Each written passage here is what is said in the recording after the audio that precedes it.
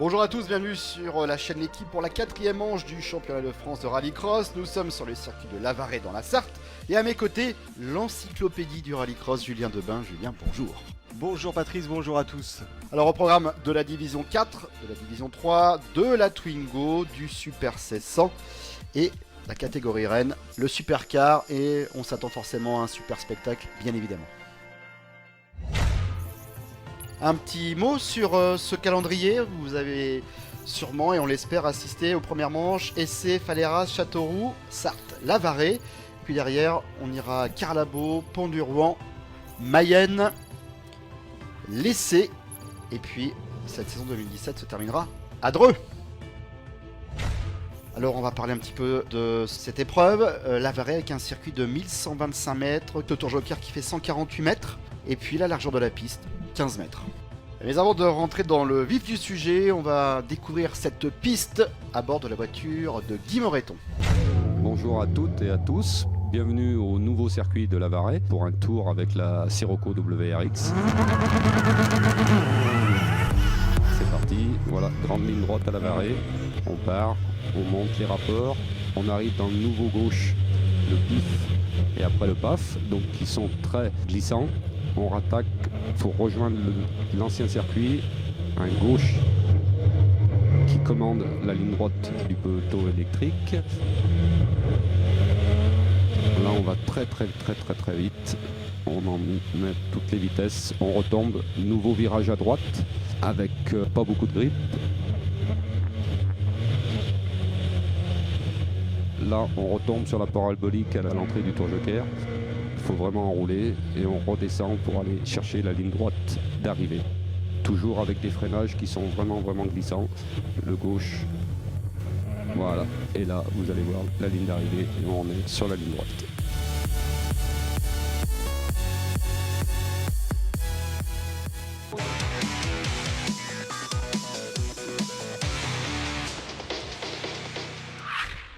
Première demi-finale Supercar ici à Lavaret avec en pôle position Karin Chichery, Florent Béduno à ses côtés, Charles Martin, Guy Moreton, Patrick Guilherme et puis derrière on a Joss Janssen.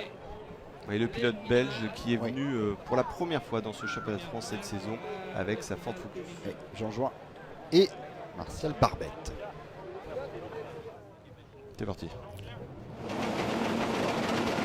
Attention, c'est parti pour cette première demi-finale de la catégorie. C'est Charles Martin. Charles Martin en contact avec Béduno. Guerlain Chichery, ça va être serré puisque c'est très gras. Ils ont détrempé la piste. Guerlain Chichery sur les œufs. Ça coupe. Là. Charles Martin ressort de en tête. Oui, il passe avec la C4. Contact avec Chichery qui va au mur. Qui part en tête à queue. Et oui.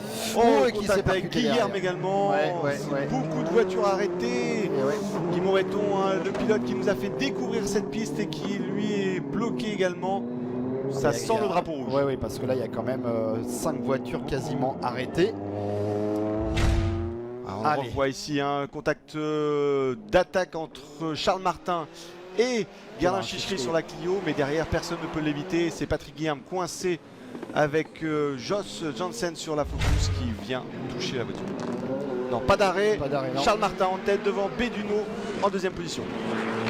Derrière, vraiment fait. Charles Martin qui coupe ici les trajectoires pour essayer de rester sur la piste. Là, on le rappelle, ça a été détrempé pour des questions de poussière. Martial Barbette arrêté au premier virage. Drapeau jaune, on le répète, on ne peut pas doubler sur cette zone. Et Guerlain Chichery qui, on le rappelle, avait remporté la première manche, 3e du classement général. Avec coup de tonnerre, puisque c'était un des prétendants. Il était parti en pôle de cette demi-finale. Exactement. Et Béduno qui, lui, est actuellement 2e du championnat après les 3 premières manches. On le rappelle. Charles Martin, le pilote du rallye, après avoir remporté de nombreuses courses sur toutes les catégories de rallye en France et à l'international, se qualifie pour sa première fois en demi-finale, pour sa première course.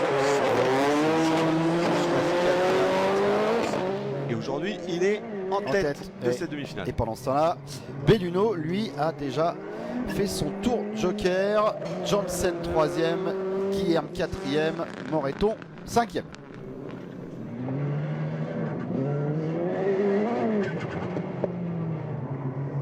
On le rappelle, ils sont partis avec les mêmes pneumatiques. Ils ont deux gommes, une gomme pour le totalement sec et des gommes plus retaillées pour la pluie. Et là, ils sont partis avec les mêmes gommes que pour le sec. Et forcément, lorsqu'ils arrivent sur ces conditions de terre détrempées, la voiture a beaucoup de mal à motricer, que ce soit au freinage ou à l'accélération. Charles Martin, en tout cas, il a du mal à faire pivoter l'arrière. Il est beaucoup sur le train avant, il y a du sous-virage. On le rappelle, le sous-virage c'est quand le train avant s'en va, le sur-virage c'est quand l'arrière bascule justement. Mais ça ne l'empêche pas de gagner. Oui, parce qu'il est en tête et il s'impose. Et derrière, pas de surprise avec Laurent Belluno qui termine 2e. Et le pilote belge, Josh Janssen à plus de 12 secondes, 3e. Et donc c'est Patrick Guilherme qui se qualifie en 4e et dernière position, devant Guy Moreton qui lui malheureusement ne passe pas la phase des demi-finales. Et du coup, eh bien, ça tombe bien que Charles Martin ait remporté cette manche, puisqu'on va avoir un sujet avec un autre petit jeune. Beaucoup de talent pour ces deux pilotes. Et vous allez voir, ils viennent d'autres disciplines. Charles Martin, David Bouet, nous sommes ici au Rallycross de la Varée pour pratiquement une première chacun, puisque vous avez débuté, Charles, ici en Rallycross après de nombreuses saisons en rallye, alors que David Bouet, on vous retrouve depuis ce début d'année en Coupe Twingo. Parlez-nous un petit peu de cette découverte de la discipline, Charles. C'est un grand plaisir de découvrir cette discipline. J'avais envie d'y goûter, et puis une voiture de 560 chevaux, ça donne forcément envie et ça demande à être essayé. Donc c'est un grand plaisir d'avoir la chance d'être là. Ouais. David, vous, à l'inverse, c'était un choix stratégique pour la saison complète. Vous étiez parti pour une envie de circuit, à nouveau peut-être en super touriste. Le choix s'est rabattu pour la Twingo. Racontez-nous cette histoire. Alors, c'est exactement ça, ouais, puisqu'on est sur des budgets clairement différents. Donc c'était plus intéressant à ce niveau-là, plus de communication et un format super sympa, hein, c'est très intense, des courses courtes où on prend beaucoup de plaisir, on retrouve les dépassements qu'il y avait en circuit, mais sur une piste beaucoup plus étroite, donc forcément ça mène à certains contacts, etc. Et c'est vraiment très plaisant, donc des voitures différentes, des disciplines différentes, mais peut-être même un peu plus de plaisir, ouais, avec un public qui est vraiment présent, de l'engouement, donc c'est super. Une intensité donc pour tous les deux. Vous avez découvert le supercar, on le rappelle, près de 600 chevaux. Est-ce que la poussée a vraiment été différente d'une 208 R5 sur laquelle vous roulez encore cette année en championnat de France de rallye? Il y a presque le double en puissance, donc c'est un petit peu différent, ouais, mais bon, la voiture est très bien équilibrée, elle est très linéaire, c'est souple et en fin de compte, ça se vit très bien, quoi. C'est super sympa, mais c'est très souple à conduire, ça se prend très facilement en main et on n'est pas tellement bousculé. David, vous avez fait l'inverse, vous êtes revenu sur une catégorie avec moins de puissance, la Twingo, on le rappelle, un peu plus de 130 chevaux. Le changement a été radical par rapport au circuit et les pneus slick avec énormément de grip. Ah oui, c'est deux voitures bien différentes, c'est sûr. Là, on a très peu de chevaux, il faut être très fin. Après le circuit, la midget, c'était une midget 2 litres, hein, c'était assez fin aussi, donc voilà, c'est différent, c'est pas comparable, mais c'est cool. Voilà pour cette découverte. On va donc passer maintenant à la deuxième demi-finale de Supercar. Et Fabien Payet, qui est en pole position puisqu'il est actuellement en tête du championnat de France après les 3 premières manches. À ses côtés, Jonathan Payet. Son petit frère. Oui. Tim Payet, hein, qui a eu des difficultés. C'est dans les gènes, non? Oui. Un célèbre papa, multiple champion de France et champion d'Europe par le passé, Jean-Luc Payet. Attention, c'est parti. Visiblement, Alexandre Teuil sur la DS3 est bien parti de l'extérieur. Et c'est Philippe Malouin qui se faufile derrière Fabien Payet, Jonathan Payet en 3ème position. Et c'est Alexandre Teuil en tête. Non, Fabien Payet est repassé. Le poleman a repris la première position. Droit, ouais. Allez, Alexandre Teuil, 2ème. Le malheureux de Châteauroux qui était leader de cette épreuve ici se prépare à se qualifier. Jonathan Payet 3ème avec la 208. Et c'est David Olivier sur la Dacia Logan. Oh, Fabien Payet à l'extérieur. Teuil en profite-t-il? Non. Ouais, c'est plutôt joli en tout cas.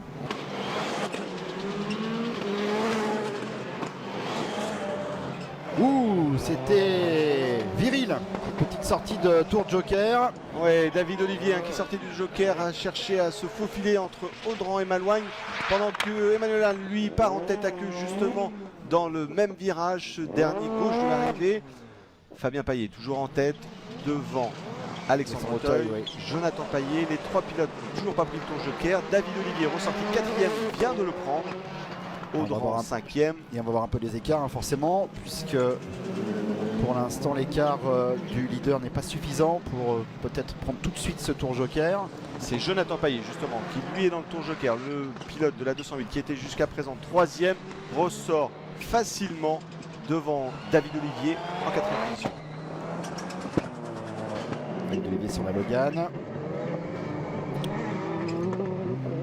Avec Fabien Paillet, le plus jeune des deux frères. Et le classement se chamboule pour la qualification juste derrière Fabien Paillet, Alexandre Auteuil, Jonathan Paillet. C'est Philippe Malouigne avec la Peugeot 208 du team Albatec. La voiture, le team qui roule habituellement en championnat d'Europe avec Tommy Rustad se qualifie pour le moment en 4e position puisqu'il a fait son tour joker. Il devance d'un peu moins d'une seconde David Olivier, 5e.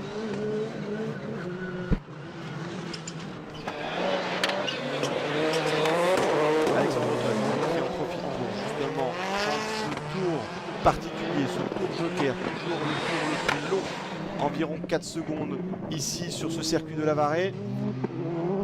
Il s'est préservé pour garder cette 2e place face à Jonathan Paillet qui est maintenant à un peu plus de 2 minutes derrière. Philippe Malouigne 4e.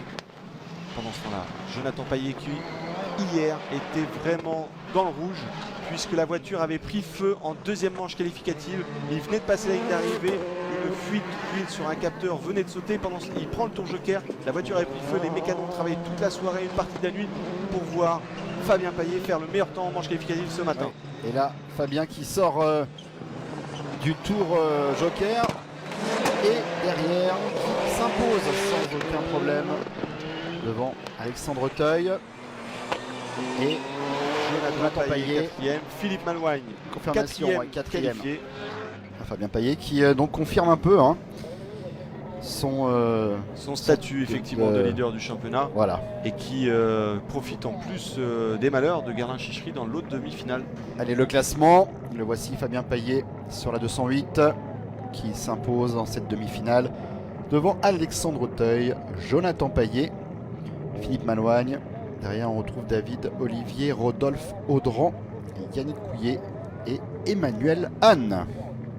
Et allez, on va maintenant se retrouver pour la finale de la Division 3.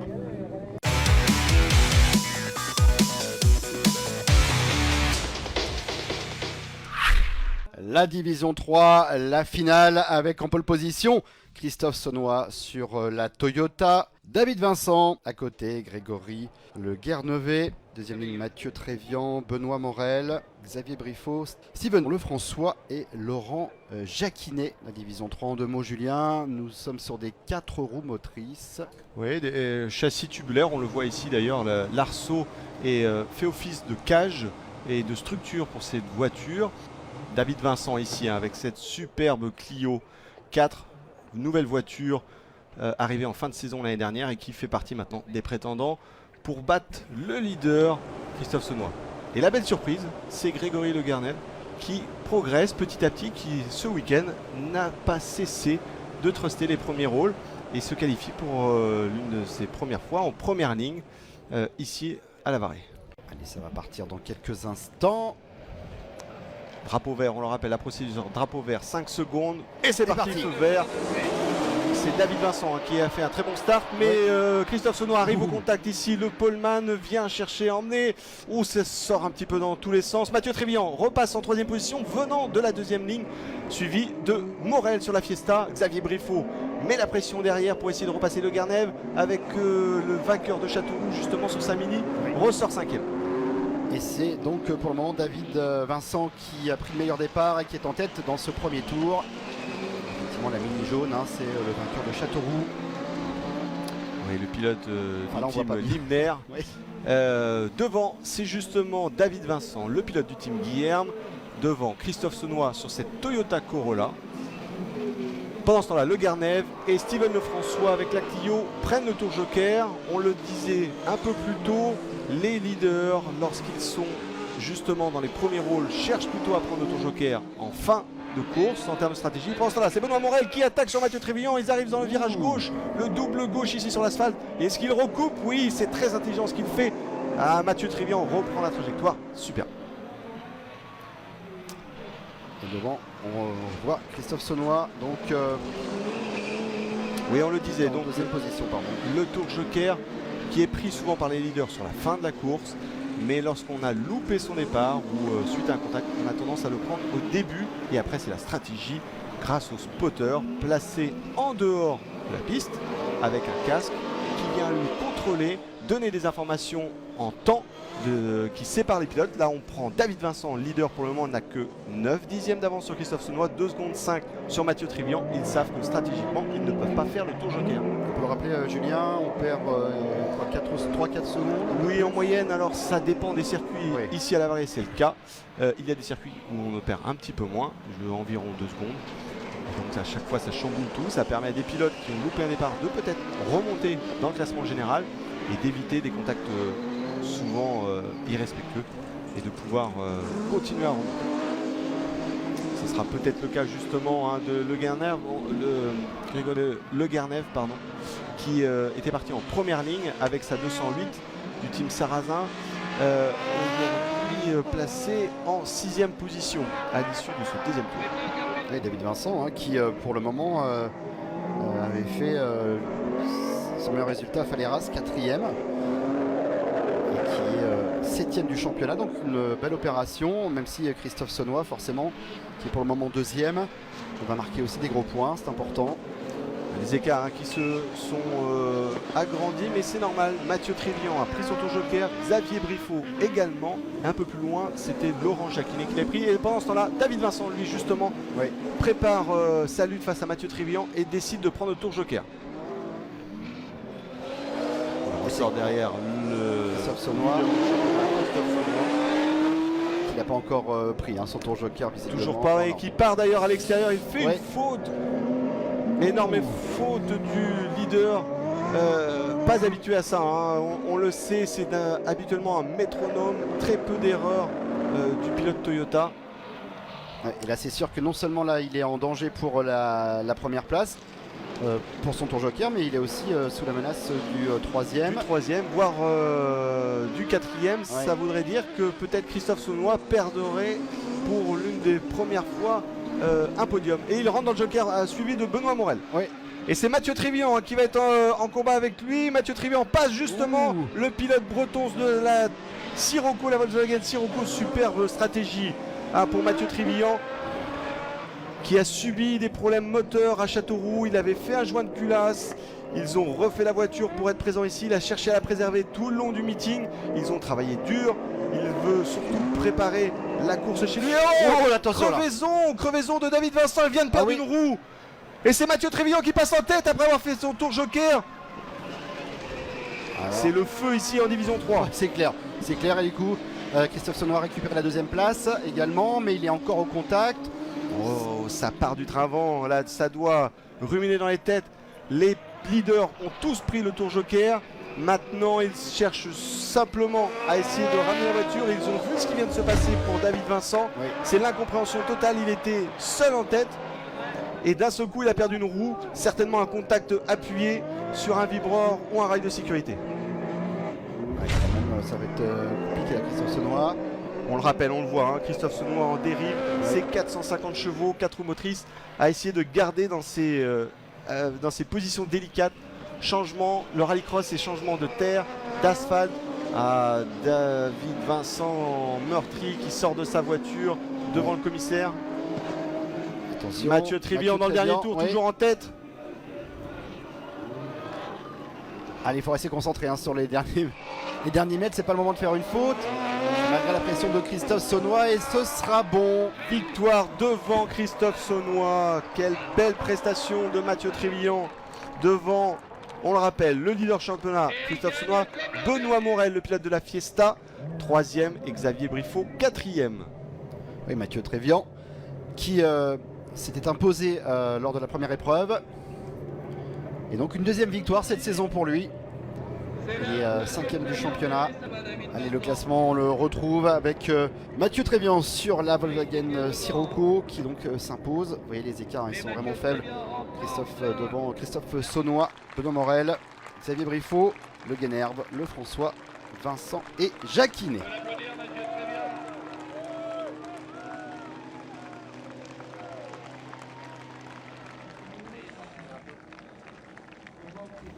Mathieu Trévillon, l'année dernière, c'était en 2016, votre première victoire en Division 3. Une nouvelle fois où on n'y pensait pas. Ah bah non, c'est clair, j'y pensais pas. Je vais même dire à un de mes concurrents avant le départ que si je restais à ma place de 4e, c'était déjà bien parce que on a vraiment galéré. J'ai fait les 2 joints de culasse dans la semaine. Enfin bon, c'était vraiment chaud. Depuis le début de l'année, on a beaucoup de boulot. Alors là, celle-là, clairement, elle est pour l'équipe parce qu'on a galéré quand même. Merci messieurs, et un petit point sur le classement avec Christophe Saunois qui est toujours en tête, Xavier Briffaut 2e, Benoît Morel 3e et Mathieu Trévian, donc le vainqueur du jour, qui grappille une place au général. Il est 4e et nous allons maintenant regarder bien la finale de la Division 4.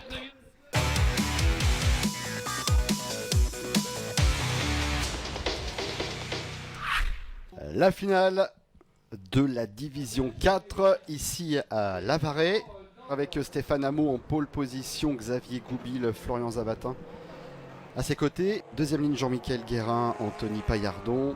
Troisième ligne Sébastien Guillemot, Jessica Tarière, Anne, seule féminine, et Aurélien Crochard. Allez, c'est parti pour 7 tours pour cette finale de la Division 4. Et c'est Stéphane Hameau, le leader du championnat, qui sort en tête. Zavatin qui part à la faute après un contact avec Guérin. Paillardon, ça passe beaucoup. Et c'est Jessica Tarière qui ressort 3e partie de la dernière ligne. Oula. Hameau, leader, Goubil 2e, Jessica Tarière 3e. Et c'est Guillemot avec la 306 en 4e position. Aurélien Crochard 5e.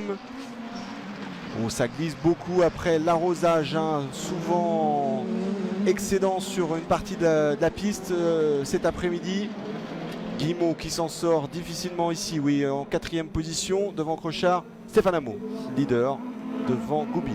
Ouais, Stéphane Hameau qui s'est imposé lors de la dernière épreuve à Châteauroux. Crochard dans le tour joker. Crochard qui est 3e pour le moment au classement général du championnat. Pratiquement 4 secondes d'avance pour ce Stéphane Hameau en tête de cette finale sur Xavier Goubil. Là maintenant ça va être compliqué pour la pilote de la Clio. Il reste seulement l'enchaînement droite-gauche de l'arrivée, toujours aussi délicat. On passe de la terre sur l'asphalte. Et voilà la victoire de Stéphane Hameau qui confirme après sa victoire de Châteauroux. Ouh, et ça c'est vraiment joué dans un mouchoir. Stéphane Hameau donc vainqueur devant Xavier Goubil. Jessica Tarière complète le podium. Et puis on a Sébastien Guillemot qui est 4e, Guérin 5e, Zavatin 6e, Crochard 7e et Paillardon qui est donc 8e de cette finale de la Division 4. Le classement général après 4 épreuves, Stéphane Hameau qui confirme donc après sa victoire à Châteauroux, Florian Zavatin 2e, Xavier Goubil 3e, Aurélien Crochard 4e, Anthony Paillardon, Kevin Jacquinet, Jean-Michel Guérin, Sébastien Guillemot. Donc pas de gros changements, plutôt des confirmations pour cette 4e épreuve. Et on passe tout de suite maintenant à la Twingo.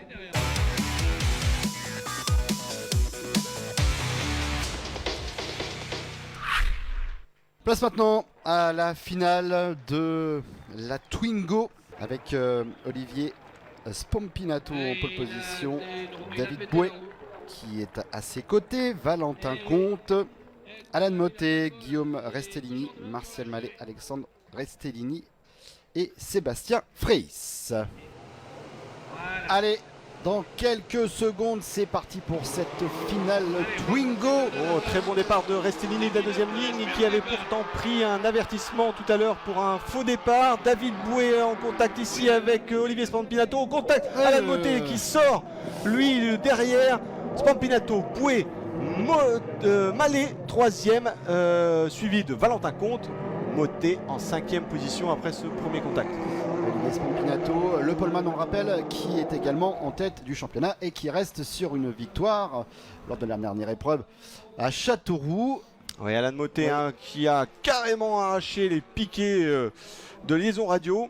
Il a dû aller au contact avec Restellini et Mallet. Devant Spampinato, Boué continue, le pilote du team Malherbe qui joue sa place lui de leader en junior, les pilotes de moins de 25 ans. Pendant ce temps-là, Mottet dans le tour joker et Restellini également.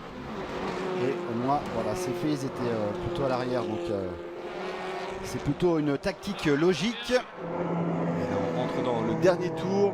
Toujours Olivier Spampinato, le vainqueur de Châteauroux, suivi comme son ombre par le pilote du team Malherbe, David Boué. Et c'est Alan Mottet qui est à l'arrêt. À coup de tonnerre chez les juniors, l'un des prétendants au titre s'arrête. Certainement un problème technique, pas de crevaison, mais une perte de puissance. La voiture est au ralenti. Pendant ce temps-là, Olivier Spampinato se prépare au dernier virage. Allez, encore quelques mètres et voilà la victoire de Olivier Spampinato qui conforte sa place dans la Coupe de France de Rallycross. David Boué est deuxième, Mallet troisième. Le classement, Olivier Spampinato, David Boué, Martial Mallet, Valentin Comte, Didier Morel, Guillaume Restellini, Sébastien Freyss et Alan Mottet. Une deuxième victoire après celle de Châteauroux, mais celle-ci elle a été menée de main de maître. Quels ont été justement ces derniers détails pour aller chercher cette victoire?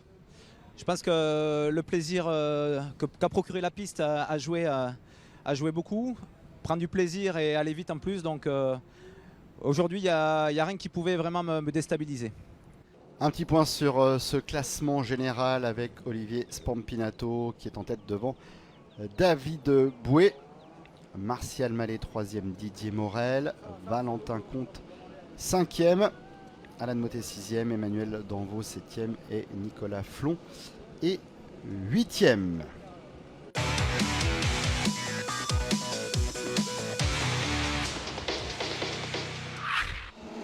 Allez, la demi-finale de la Super 1600 avec Samuel Peu, ici avec le leader du championnat qui est sorti en tête devant David Moulin et Damien Meunier, le rookie de la catégorie Super 1600 sur sa C2 qui est en attaque ici justement sur la Dacia Sandero. Samuel Peu qui était également en pole position et qui a fait un super départ. Pour le moment, la bonne nouvelle, c'est que la météo tient. Et c'est empire. Johan Renault sur la C2 ici en 4e position, pour le moment 4e qualifié devant Mickaël Martin, le frère d'Emmanuel Martin qui avait débuté cette saison sur cette 208 Super 1600. Damien Meunier, on le disait, ce jeune pilote qui est seulement à sa 4e course, il a 16 ans passés, il a débuté directement dans la catégorie Super 1600 et aujourd'hui il fait partie pratiquement des favoris pour jouer le podium. David Moulin, 2e pour le moment qualifié dans cette demi-finale. Damien Meunier est en 3e position et le 4e à chercher cette qualification, c'est Johan Renault sur la Citroën C2. Samuel Peu, dans le dernier virage ici, se qualifie sans difficulté pour cette première demi-finale. Et derrière, on retrouve David Moulin, suivi de Meunier. Le classement, Samuel Peu, David Moulin, Damien Meunier, Johan Renault, Franck Cardonnière, Emmanuel Guillermo, Jean-Louis Poirier et Mickaël Martin. Deuxième demi-finale, la A de cette catégorie Super 1600. On part dans quelques secondes. C'est Nicolas Gouriou de la 3e position qui est extrêmement bien parti à côté de Maximilien Evenot. Non, c'est Jimmy Terpero, le poleman qui sort en tête.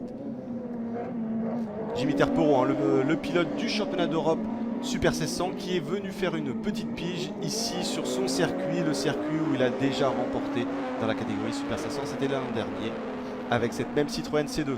Il s'est sorti un petit peu large derrière, mais bon. Maximilien Evenot, deuxième. Nicolas Gouriou, le pilote de la Citroën DS3, troisième. Et Grégory Foss sur la 208, quatrième, suivi de Jean en cinquième position. Jimmy Terpero, solide leader donc de cette deuxième demi-finale et qui devrait s'imposer sans aucun problème. Il est facile, hein, ouais. Pas de contrainte, il préserve la voiture pour les phases finales. Il sait que c'est uniquement la place qui est jouée ici. Et d'ailleurs, il remporte cette deuxième demi-finale. Allez, le classement. Terpero, Nicolas Gouriou, Grégory Foss, Julien Ardonnière. Donc les 4 qualifiés pour la finale.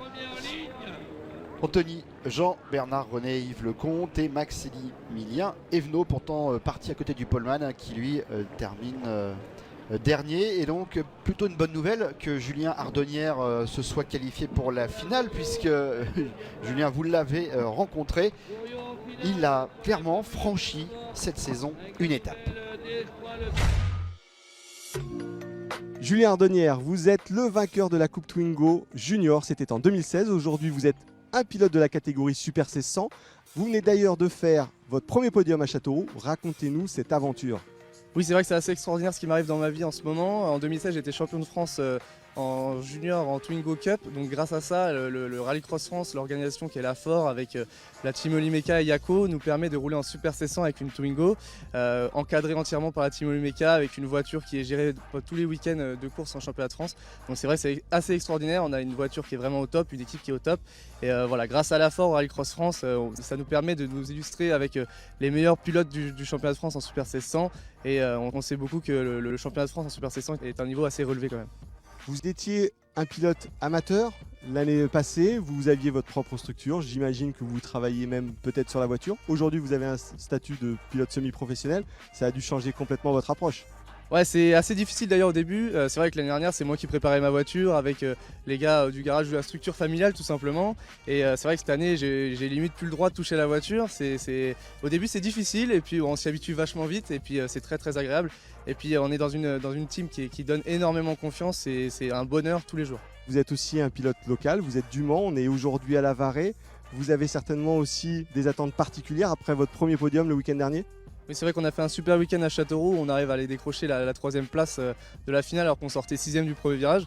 Donc c'est vrai qu'on arrive ici très très motivé et en plus il va y avoir tous les partenaires, toutes les personnes qui viennent nous voir, la famille, les amis. Donc c'est vrai que ce week-end on veut bien faire, on veut même mieux faire qu'à Châteauroux. Voilà, après le plateau est extrêmement élevé, donc on va essayer de faire le maximum et arriver le plus haut possible demain soir. Après cette progression fulgurante, un titre, un premier podium, l'objectif c'est la victoire. Est-ce que vous pensez déjà à 2018 ? Alors je pense pas forcément encore à 2018, mais disons que là déjà je pense à fond à ma saison qui est avec la Team Olymeka.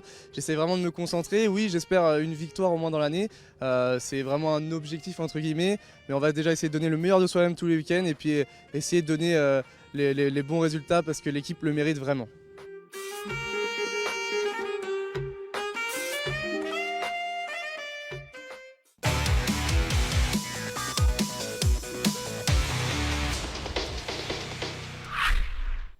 Place à la finale maintenant de la catégorie Super 1600 avec Jimmy Terpero qui est en pole position, Samuel Peu à ses côtés, David Moulin pour compléter cette première ligne, Nicolas Gouriou, Damien Meunier, puis Grégory Foss, Julien Ardonnière et Johan Renaud.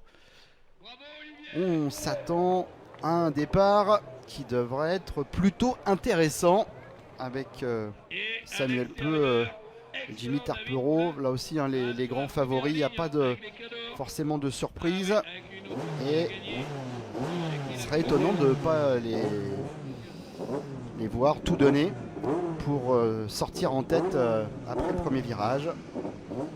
Il y a Samuel Peu qui nous salue, mais il y a surtout effectivement une petite surprise, voire une grosse, c'est Maximilien Evenot qui a crevé en demi-finale et qui ne se qualifie pas justement pour ces phases finales. En deuxième ligne, dans la C2 bleue, noir pardon, Damien Meunier, 16 ans et 8 mois, Allez, c'est parti. Samuel Peu, en prétendant au titre, est sorti en tête devant Jimmy Terpero et David Moulin.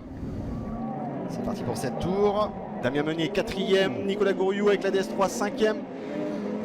Et c'est Julien Ardonnière. Oh, contact de Julien Ardonnière dans la poussière sur Nicolas Gouriou. Ça pousse Damien Meunier, ça pousse David Moulin. Personne ne peut rien faire pendant ce temps-là. Samuel Peu, solide leader déjà, mais suivi comme ça son ombre par le pilote de la C2, Jimmy Terpero. Oui, le poleman. Jimmy Terpero ne lâchera rien. Non. Ces deux pilotes que sont Samuel Peu et Jimmy Terpero sont vraiment des combattants. L'un et l'autre ont remporté des titres, que ce soit en supercar pour Samuel Peu ou en Super C100 ou en Division 4 pour Jimmy Terpero qui maintenant officie en championnat d'Europe. Ces deux-là ne se lâcheront pas. Les voitures ont été très similaires pendant l'ensemble du meeting. Il va tout tenter Jimmy Terpero pour essayer de revenir sur Samuel Peu. Avantage de la Saxo. Petit écart derrière qui s'est fait tranquillement avec David Moulin. En tout cas, 3 pilotes partis dans la première ligne. Regardez l'échange entre Samuel et Jimmy. Regardez leur position. On peut signaler David Moulin qui était déjà pilote de cette Dacia Sandero, c'était en 2016, en phase d'apprentissage. Pendant ce temps-là, Julien Ardonnière, lui, prend le tour joker après justement son départ mouvementé. Oui, on le rappelle, David Moulin avait débuté l'année dernière avec cette Dacia Sandero et cette année il a passé une étape en termes de pilotage. La voiture est toujours aussi bien préparée, mais elle a franchi un cap, il a franchi un cap en pilotage. Et pendant ce temps-là, toujours la lutte devant entre Samuel Peu et Jimmy Terpero. Ouais, et qui en plus, non seulement ils se bagarrent, mais ils en profitent aussi pour creuser l'écart sur Moulin. Et beaucoup de mouvements dans la caisse du pilote nantais Samuel Peu. On l'a vu, il prend les trous à chaque fois à la sortie de la ligne droite du fond. La voiture saute beaucoup de l'arrière, elle rebondit, elle a beaucoup de détente sur les suspensions, c'est ce qui l'a fait ressortir comme ça du train arrière. Mais la voiture quand même est extrêmement bien réglée. Elle passe, on le rappelle, c'est une 2 roues motrices, une traction avant, une voiture pratiquement sortie d'origine à la base pour le petit quotidien de chacun.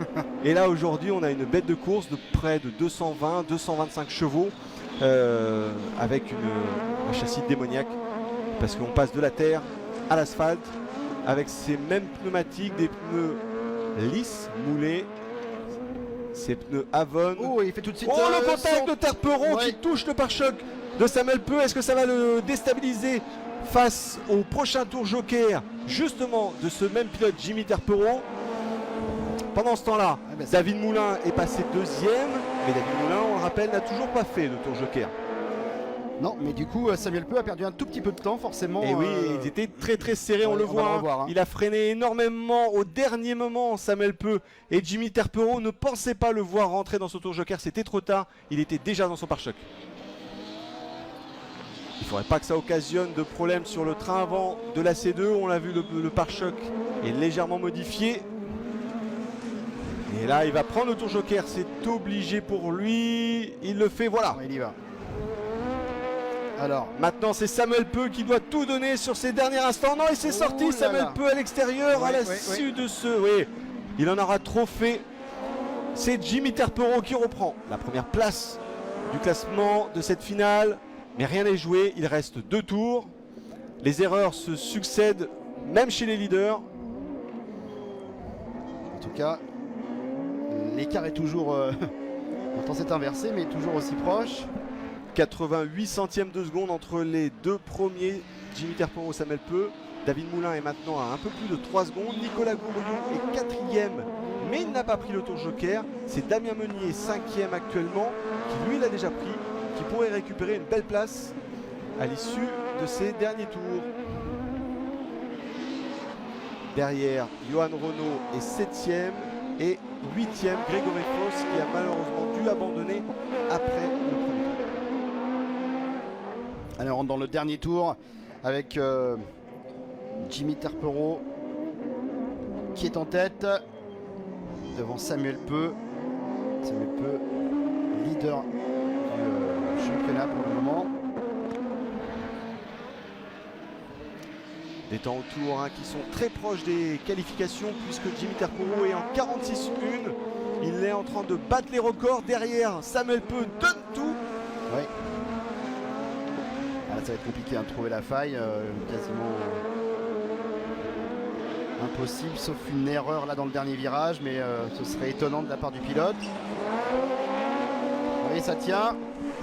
Allez, la victoire donc de Jimmy Terpero devant Samuel Peu et David Moulin. On retrouve donc exactement l'ordre de la grille de départ. Damien Meunier, 4e. Nicolas Gouriou, 5e. Jimmy Terpero qui avait vraiment à cœur de s'imposer ici. Il a réussi. Le classement de cette finale en Super 700, vous le voyez, Jimmy Terpero devant Samuel Peu, David Moulin, Damien Meunier, Nicolas Gouriou, Julien Ardonnière et Grégoire Fosse. Jimmy Terpero, fantastique victoire, ça a été très dur. Samuel Peu vous a donné du fil à retordre. Comment avez-vous fait pour aller chercher cette victoire dans les derniers instants? J'ai tellement de monde, j'ai mal démarré. J'ai vu qu'après j'étais mieux que lui sur les trajectoires. J'ai dit là, faut pas que je le lâche, je vais faire un bon joker. Ça paye, c'est magique le truc là. On vous connaît maintenant en championnat d'Europe de rallycross. Les victoires étaient un peu plus lointaines, elles remontent à 2016. C'est pour vous une satisfaction énorme? Ça fait du bien parce que j'ai horreur de rouler sans faire de podium. Donc après en Europe il y a un niveau. Là il y a un niveau mais il y a 2, 3. Parce qu'en Europe on est plusieurs à pouvoir gagner. Mais là Samuel il a été correct. Moi je pense que j'ai été correct aussi. Pour le public je pense que ça a été beau à voir. Je suis très content. Félicitations. Un petit point sur le classement général, donc après cette 4e étape du championnat, avec Samuel Peu qui est toujours en tête devant Maximilien Evenot. Yvonique Jagu est 3e, Sébastien Vigion 4e, Benjamin Godot 5e, David Moulin 6e, Julien Ardonnière 7e et Damien Meunier est en 8e position. Et dans quelques instants, place à la catégorie reine et la finale du Supercar.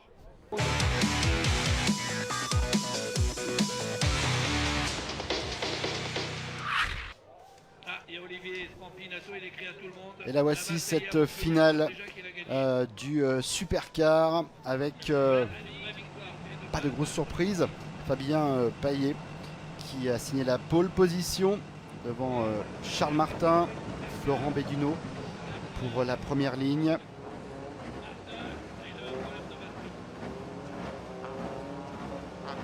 Alexandre Teuil est derrière avec Jonathan Paillet. Just Janssen pour la 3e ligne avec Philippe Malouagne et Patrick Guilherme. Je vous le rappelle, la mauvaise surprise et l'absent de cette finale, c'est Guerlain Chichery. Ça va partir dans quelques secondes. Faux départ justement voilà. de Charles Martin. L'erreur, c'est très compliqué de gérer la procédure de départ d'une supercar.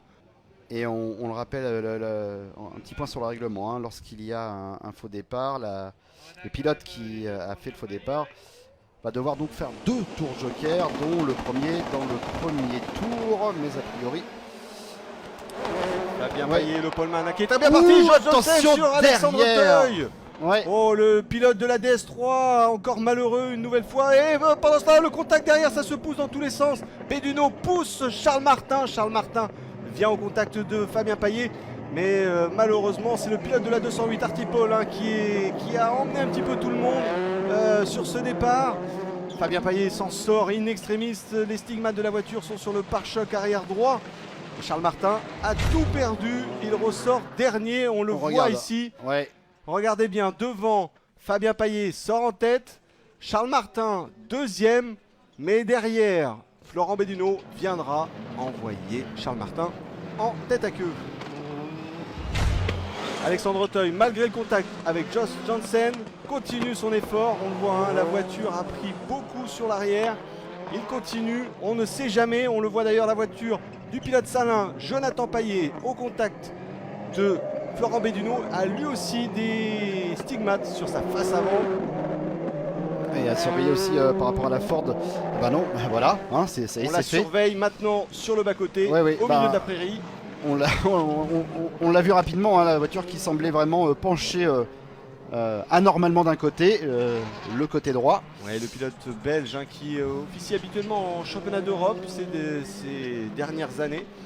Pendant ce temps-là, Jonathan Paillet dans le tour joker ressort devant Alexandre Auteuil, qui l'avait pris juste avant. Oui, et Fabien Paillet qui est donc devant Florent Béduno. Et c'est intéressant puisque au championnat, il n'y a que 4 points entre les deux hommes, avantage à Fabien Paillet. Et Patrick Guilherme, qui lui était parti du fond de la grille, se retrouve maintenant troisième après tous ses contacts. Ça bouge beaucoup à la sortie du double gauche. Philippe Malouagne, malheureux sur ce départ, et lui à 29 secondes pour le moment. Charles Martin qui est reparti à 14 secondes des leaders, ça va être compliqué pour eux.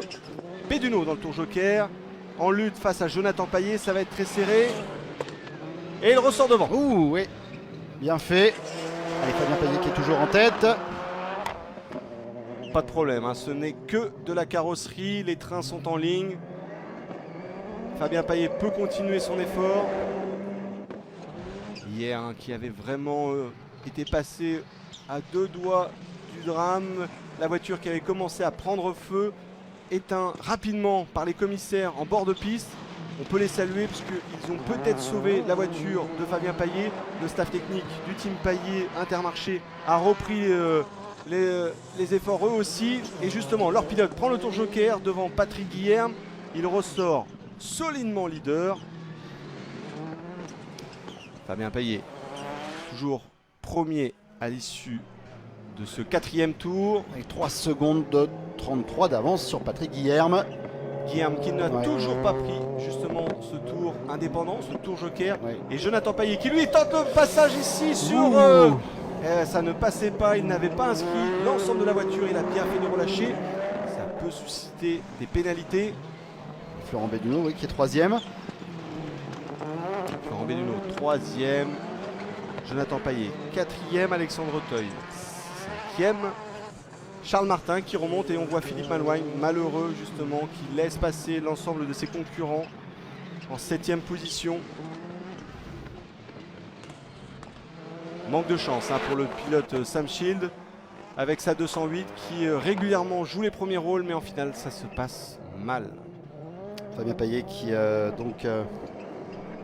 Qui y va? Et oui, joli le bloc passe qu'il fait, mais ça ressort de l'autre côté. C'était vraiment trop tard, mais c'était fantastique à voir. Il a tenté quelque chose, il avait inscrit au début le capot au tour d'avant. Là, il a inscrit un peu plus que la voiture. C'est pour le prochain tour, c'est pour le prochain tour. Il est en train de calibrer son prochain dépassement. Voilà.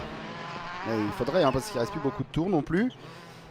Mais tant mieux pour le spectacle. Alors, et c'est Béduno qui continue. Ils sont tous passés dans le tour joker, sauf un. Patrick Guilherme actuellement 2e, qui cherche qu'une chose, c'est à se séparer le plus possible de Florent Béduno et de Jonathan Paillet. Mais ça va être compliqué. Il n'y a qu'une seconde et demie entre les deux pilotes 208. Alexandre Auteuil en 5e position pourrait justement lui récupérer la place de Patrick Guilherme. Les pilotes Peugeot, hein, Fabien Paillet avec la voiture du team Paillet Compétition, Jonathan Paillet avec la voiture du team Paillet Compétition verront la 3e voiture du team Paillet Compétition avec cette fois-ci Jean-Luc Paillet, et ça sera à Kerlabo. La 3e voiture sera aux mains du multi-champion de France. Et pendant ce temps-là, victoire de Fabien Paillet. Alors, on va juste attendre le dernier tour joker pour ce classement. Mon Dieu que c'est serré. Oui. Alors, Fabien Paillet qui s'impose donc devant Florent Béduno et Jonathan Paillet, les deux frères sur le podium. Patrick Guilherme qui termine à la 4e place. Alexandre Auteuil est quant à lui 5e. Bien, voilà une très très belle finale. Et le leader du championnat qui signe un 3e podium cette saison et une première victoire. Voilà Fabien Payet, Florent Bellino 2e. Les 2 premiers du championnat, Jonathan Payet 3e, Patrick Guilherme 4e, Alexandre Teuil 5e. Et puis vous l'avez vu, Charles Martin qui n'a pas pu aller jusqu'au bout, tout comme Philippe Malouagne et Joss Johnson. Ouais, Fabien Payet, on vous a vu au contact avec beaucoup de pilotes sur le premier enchaînement. Ça a été difficile de ramener la voiture, il me semble. Hein. Ouais, c'est clair. Je sais pas ce qui s'est passé. J'ai senti un gros coup à l'arrière à droite qui m'a envoyé pas dans le bon sens. Et là, j'ai pas cherché à comprendre. J'ai vraiment soudé et j'ai essayé de tout faire pour ramener la voiture le plus vite sur la piste. Et puis, ouais, c'était une belle finale. Après ce contact, du coup, j'ai vraiment essayé de rouler le plus vite possible, tout en essayant d'économiser la voiture et les pneus parce qu'il y avait toujours des risques de crevaison sur ce circuit. Donc j'ai essayé de rouler à la fois vite et intelligemment pour pas faire de bêtises. Et puis ça paye et c'est génial. On vous a vu toucher le chaud et le froid pendant l'ensemble du meeting. On peut vraiment dédier cette victoire à vos mécaniciens. Ça a été difficile hier soir. Ouais, c'est clair. Cette victoire, c'est vraiment la leur. C'est vrai qu'on a eu un début d'incendie en 2e manche alors qu'on était parti pour faire le meilleur temps. Et les mécaniciens ont travaillé vraiment jusqu'à 3 h du matin pour remettre la voiture comme neuve. Là, la voiture, elle est vraiment super. J'en faisais vraiment tout ce que je voulais ce week-end. Donc ouais, cette victoire, c'est vraiment la leur parce que sans eux, on n'est rien, quoi. Félicitations Fabien. Et le classement de la Supercar avec Fabien Payet qui désormais compte 12 points d'avance sur Florent Belluno. Il a creusé un petit écart, on vous le rappelle, il n'avait que 4 points avant cette 4e épreuve. Jonathan Payet est 3e, Guerlain Chichery est 4e, donc une bonne opération pour Jonathan Payet. Et Guerlain Chichery qui malheureusement recule d'une place. Philippe Malouane est 5e, Patrick Guilherme 6e, Guy Moreton est 7e, Alexandre Teuil est quant à lui 8e. Et bien voilà, on va se quitter sur ces belles images. Prochain rendez-vous, ce sera donc fin juillet 29 et 30 sur le circuit de Kerlabo. Julien, merci beaucoup. Merci Patrice, merci à tous de nous avoir suivis ce week-end ici à La Varrée. Et c'était encore un beau rendez-vous. On a hâte d'assister à la 5e manche. À bientôt. Yes.